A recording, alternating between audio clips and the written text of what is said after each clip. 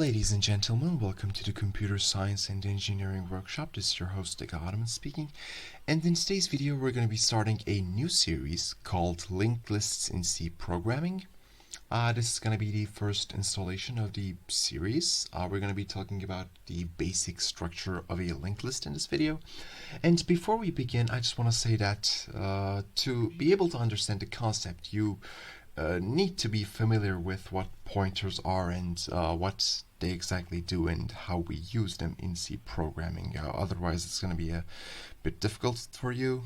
I actually recently made a video on that subject, so if you haven't watched it, just go ahead, watch it, come back, and without further ado, let's jump straight in. Okay, so a linked list consists of multiple nodes. And a node of a linked list consists of two main parts. So one of those two parts is where we hold our data. It can be an integer, it can be a character, it can be a different structure to hold a different type of data. And the second part is the address of the next node. So what we do is that we create a node, and after we create a node, we create the next node. And then what we do is we save the address of this node into the next part of this node.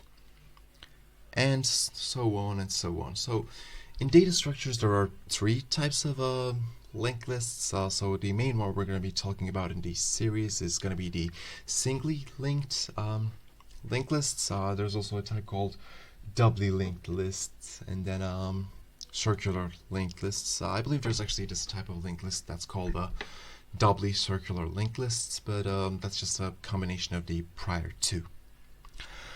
So if you understand the basic concept of what a linked list is, let's get to the programming part. Okay, so I went ahead and just created a new project in Visual Studio. Yeah. This is way too big, so I'm just going to increase the font size as suggested by you guys in the comments in one of my earlier videos this week. So I'm just going to come over here and say struct node. This is going to be the structure of our nodes. So I'm just going to say int data, and then below this, I'm just going to say struct node next. So this part is where we're going to be storing the address of the next node. So anyways, after this, I'm just going to come over here and then start saying A, B, C. So these are going to be our nodes here. So what we're going to do here is I'm just going to say A.data equals to, let's see, let's make it 10. A.next is going to be the address of B. Below here, B.data is going to be 20. And B.next is going to be the address of C. And C.data is going to be 50. And then C.next is going to be null, since, well, there's no other nodes left. And you all thought it was going to be 30, but no. You never let people guess your next move anyway, so now let's just try to print out the data of A now. Okay, so I'm just going to say A.data here. And let's see what's going to happen. So I hope OBS won't delay this too much. Okay, there we go. So as no different than expected, it prints out 10. So I'm just going to say new line here. Now let's try to print out 50 by accessing the this here, the data of C. So what we did here was so we first accessed the next of A here, the next node of our linked list. So this A node here is actually the head of our linked list, and the C is the tail of it. So what we do here is we're reaching the tail from the head. So we started from A, we accessed B, and then we ended up in C. So let's just try to, oh, and for the record, when working on linked lists, you need to use the arrow operator, so it's just a hyphen and a greater than, kind of like this. So you just type this. This is just, yep, it's just a bit annoying, but anyway, let's see what happens now.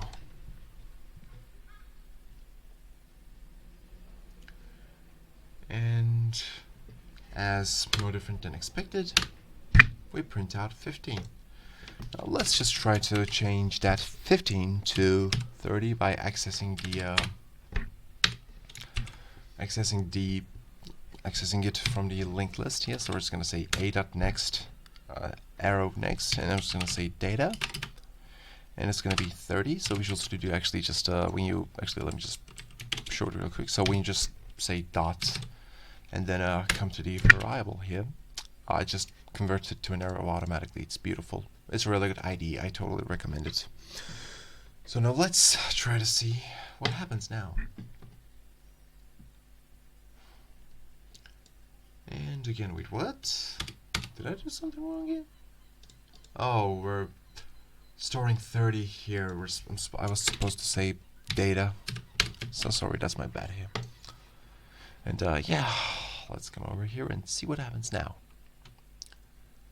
Okay, so this time it prints out 30.